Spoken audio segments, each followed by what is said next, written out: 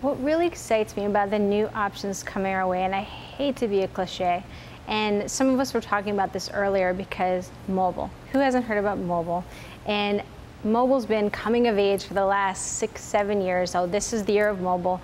But really, from what we're seeing in data, how people are changing their behavior, it's really going to be a big play, we all believe, in the high-end mobile devices. Just because how people are using them, because we're all on the go.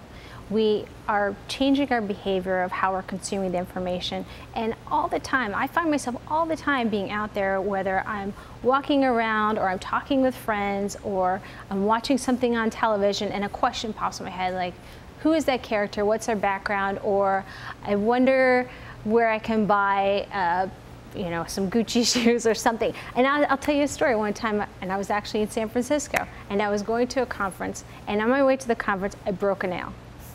Seems minor, but still. It's going to be up on stage talking at a conference. So I thought, I don't know where I am in San Francisco. I'm not from here.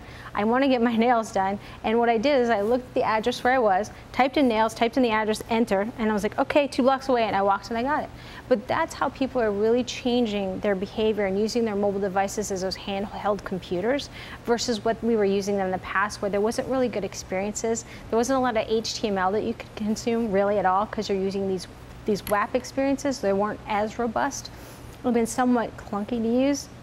But I think that it's still a ways away as far as the other side, so the company side, really developing those experiences of what works for people. We need to figure out what do we need to develop for our consumers as they are changing their behaviors, and then how does that look over time? Because we've seen it just on click-to-call mobile, for example, and some of the local results.